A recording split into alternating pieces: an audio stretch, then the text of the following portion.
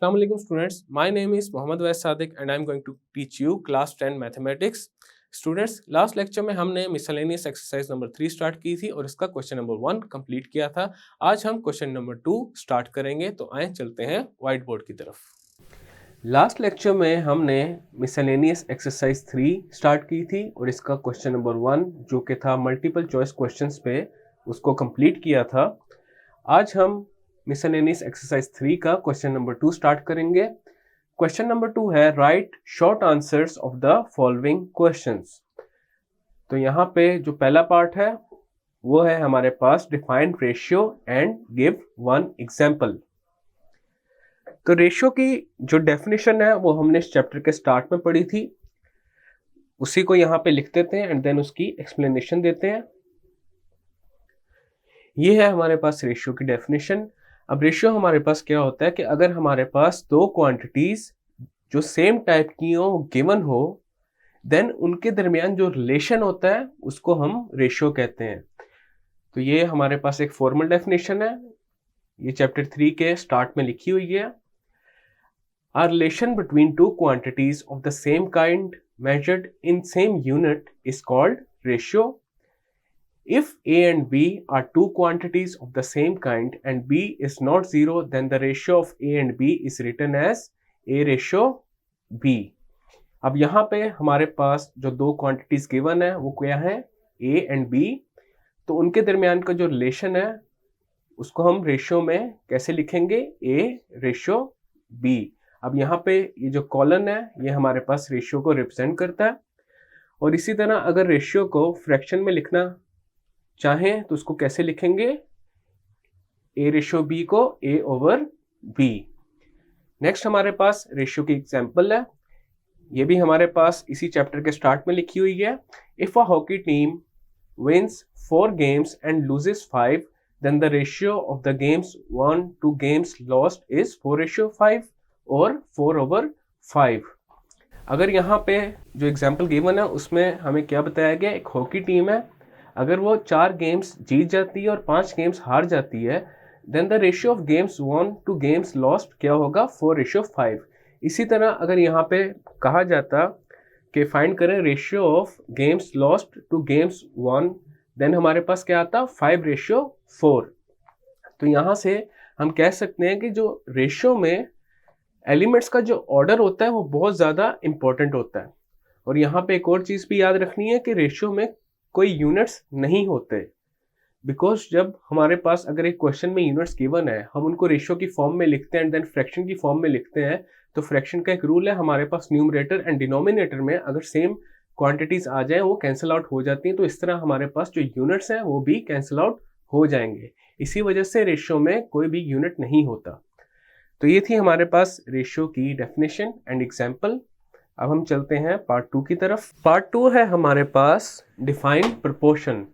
अब प्रोपोर्शन हमारे पास क्या होता है, प्रोपोर्शन बेसिकली दो रेशियोज के इक्विवेलेंस रिलेशन को कहते हैं। अगर दो रेशियोज को हम इक्वल कर दें देन हमारे पास वो एक प्रोपोर्शन बन जाता है। तो प्रोपोर्शन की जो फॉर्मल डेफिनेशन बुक में लिखी गई है उसको एक दफ़ा रीड कर लेते हैं। A proportion is a statement which is expressed as an equivalence of two ratios. If two ratios A ratio B and C ratio D are equal, then we can write A ratio B is equal to C ratio D. अब ये हमारे पास यहाँ पे A ratio B and C ratio D क्या है, equal है, और ये हमारे पास प्रोपोर्शन है। इसी तरह सिंबॉलिकली अगर प्रोपोर्शन को लिखा जाए तो उसको ऐसे लिखेंगे, यहाँ पे इक्वालिटी के साइन की जगह हमारे पास दो कॉलम्स आ गए, ये भी हमारे पास इक्वल साइन के ही बराबर होता है, मतलब ये किस्म का इक्वल साइन ही है। यहाँ पे जो पहली रेशियो है इसकी फर्स्ट टर्म और दूसरी रेशियो की जो लास्ट टर्म है इनको कहते हैं एक्सट्रीम्स।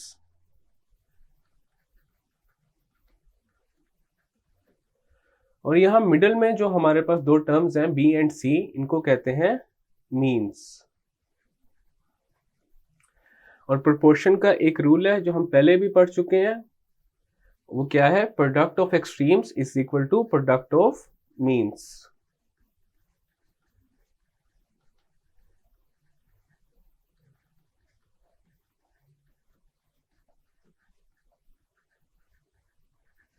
तो यहाँ पे आ गया product of extremes is equal to product of means. अब एक्सट्रीम्स हमारे पास क्या है, ए एंड डी को मल्टीप्लाई कर देंगे तो ये हो जाएगा A D is equal to product of means. अब मीन्स हमारे पास यहाँ पे क्या है, बी एंड सी को मल्टीप्लाई करेंगे तो ये हो जाएगा बी सी। तो यहाँ पे हमारे पास क्या आ गया, A D is equal to B C. ये प्रोपोर्शन का एक रूल है और ये बहुत सारे क्वेश्चंस में यूज हुआ है। तो ये थी हमारे पास प्रोपोर्शन की डेफिनेशन। नेक्स्ट क्वेश्चन है हमारे पास डिफाइंड डायरेक्ट वेरिएशन। अब डायरेक्ट वेरिएशन क्या होता है कि अगर हमारे पास दो क्वांटिटीज गिवन है और एक क्वांटिटी के इंक्रीज या डिक्रीज करने पे दूसरी क्वांटिटी भी इंक्रीज या डिक्रीज करे, then this type of variation is known as direct variation. अब यहाँ पे इसकी जो डेफिनेशन लिखी है उसको एक दफा पढ़ लेते हैं। If two quantities are related in such a way that increase or decrease in one quantity causes increase or decrease in the other quantity, then this variation is called direct variation. अब इसको लिखने का तरीका एक दफा देखते हैं। Let's say हमारे पास दो क्वांटिटीज गिवन है y एंड x। अगर y is varying directly as x, then y is directly proportional to x। और इसको लिखते कैसे हैं, y और बीच में ये जो हमारे पास साइन है ये है वेरीज एज का साइन और इसको पढ़ते हैं sign of proportionality. And then आ गया हमारे पास एक्स। अब साइन ऑफ प्रोपोर्शनैलिटी को खत्म करने के लिए क्या करते हैं, इक्वल का साइन लगाते हैं और एक्स को किसी कांस्टेंट से मल्टीप्लाई कर देते हैं। लेट्स से वो कांस्टेंट हमारे पास क्या है, के इक्वल। अब के की अगर वैल्यू फाइंड की जाए तो क्या आ जाएगी, y ओवर x।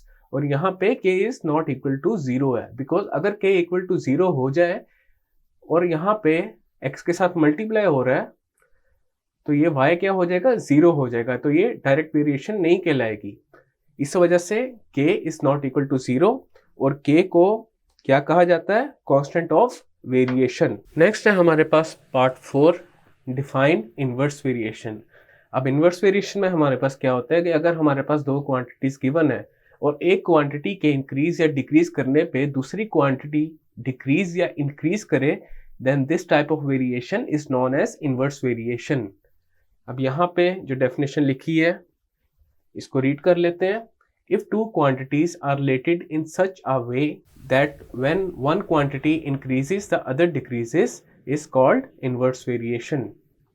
अगर हमारे पास दो quantities given है, let's say x and y varies inversely as x, then अब हमारे पास x एंड y दो क्वांटिटीज है और y जो है वो इनवर्सली प्रोपोर्शनल है x के। तो उसको लिखने का तरीका क्या होता है, y sign of proportionality 1 over x। Directly proportional के केस में हम यहाँ पे 1 ओवर x नहीं लिखते थे बल्कि x लिखा था, और इनवर्सली प्रोपोर्शनल के केस में 1 ओवर x हो जाएगा।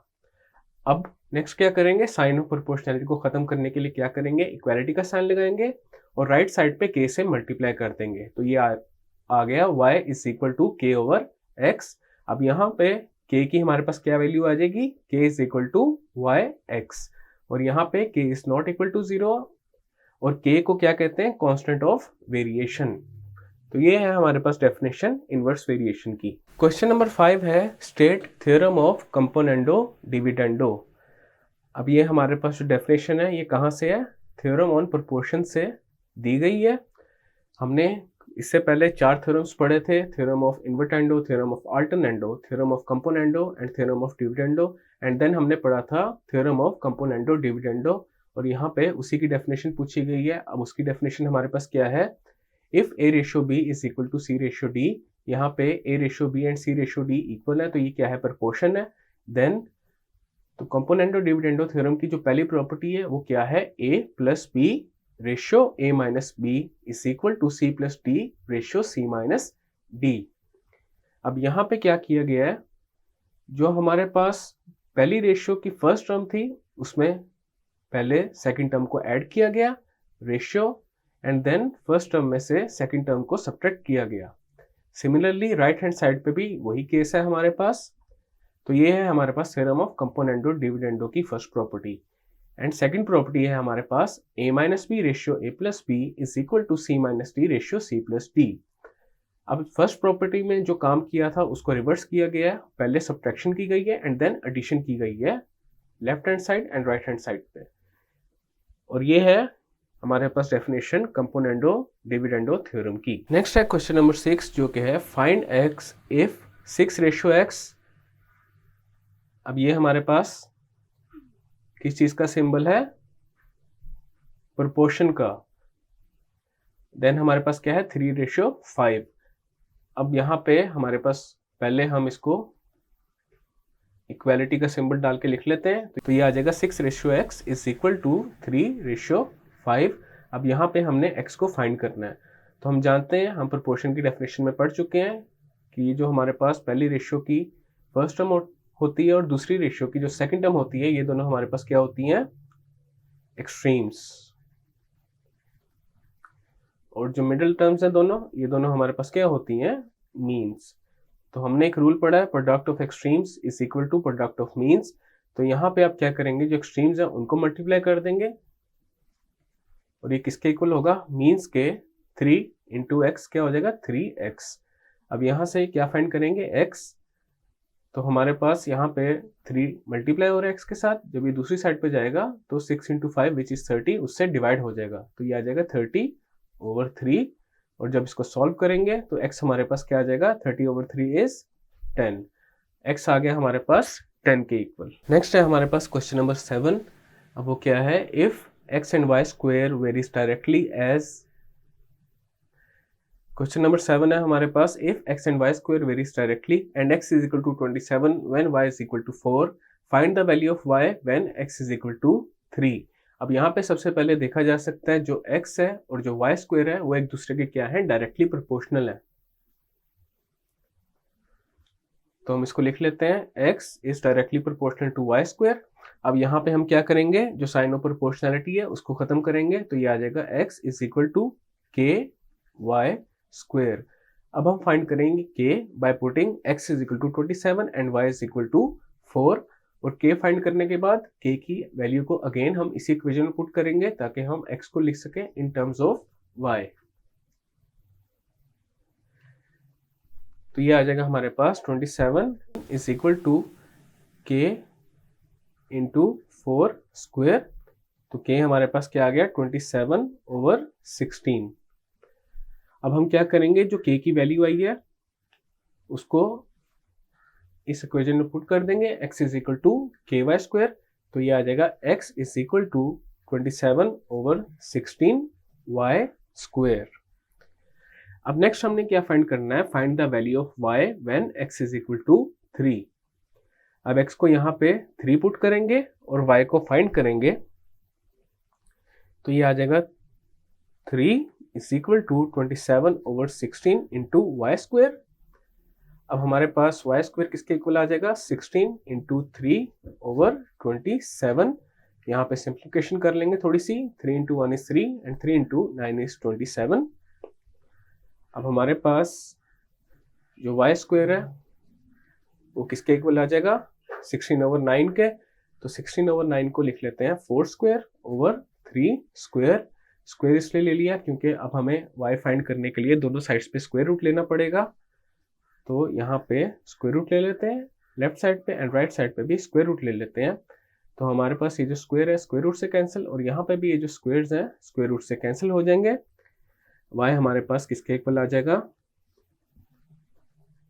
+-4/3।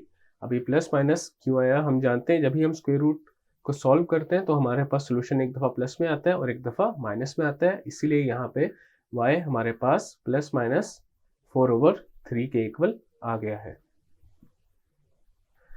नेक्स्ट है हमारे पास क्वेश्चन 2 का पार्ट 8 जो कि है, if u and v varies inversely and u is equal to 8 when v is equal to 3, find v when u is equal to 12।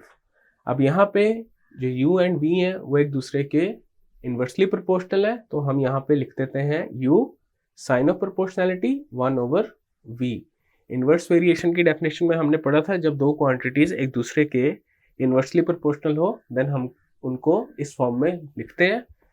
Next हम क्या करेंगे, साइन ऑफ प्रोपोर्शनैलिटी खत्म करेंगे, तो ये आ जाएगा u is equal to k/v।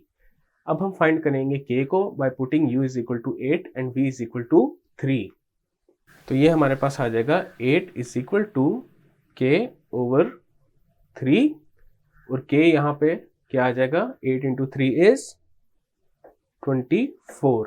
अब K को अगेन हम इस इक्वेशन में पुट करेंगे ताकि U को इन टर्म्स ऑफ V लिखें। तो ये हमारे पास क्या आ जाएगा, U is equal to 24/V।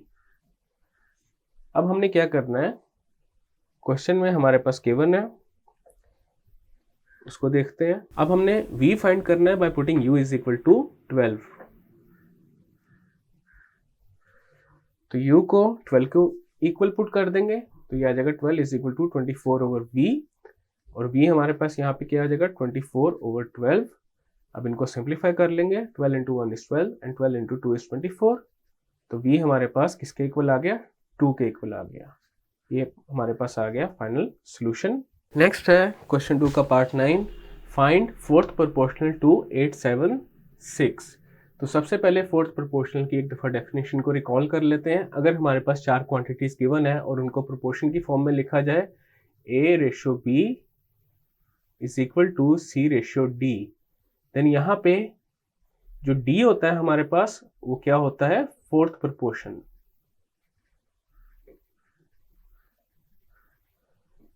तो अब हमारे पास 3 क्वांटिटीज गिवन है 8, 7 एंड 6। A की जगह हमारे पास आ जाएगा 8, B की जगह आ जाएगा 7 एंड C की जगह आ जाएगा 6 और जो ये फोर्थ प्रोपोर्शनल है ये हमने फाइंड करना है। तो हम यहाँ पे लिख लेते हैं 8/7 इज इक्वल टू 6 रेशियो, यहाँ पे भी हम फोर्थ प्रोपोर्शनल को D से रिप्रेजेंट करते हैं तो यहाँ पे D आ गया। अब ये हमारे पास एक प्रोपोर्शन बन गई है। प्रोपोर्शन का एक रूल है, वो क्या है, product of extremes is equal to product of means. अब यहाँ पे एक्सट्रीम्स हमारे पास क्या है, 8 एंड D और मीन्स हमारे पास क्या है, 7 एंड 6। तो हमारे पास क्या आ जाएगा, product of extremes 8D is equal to product of means 7 into 6 is 42। तो हमारे पास D किसके इक्वल आ जाएगा, 42/8 और जब इसको सॉल्व करेंगे तो D हमारे पास आ जाएगा 21/4 के इक्वल और D हमारे पास यहाँ पे किस चीज़ को रिप्रेजेंट कर रहा था, फोर्थ प्रोपोर्शनल को, और वो हमारे पास इक्वल आ गया 21/4 के। स्टूडेंट्स, आज के लेक्चर में हमने मिसलेनियस एक्सरसाइज नंबर 3 का क्वेश्चन नंबर 2 स्टार्ट किया था, जिसका हमने पार्ट 1 टू पार्ट 9 कंप्लीट किया। नेक्स्ट लेक्चर में हम क्वेश्चन 2 के पार्ट 10 से कंटिन्यू करेंगे। मैं उम्मीद करता हूँ आपको आज का लेक्चर समझ आया होगा। मिलते हैं फिर अगले लेक्चर में।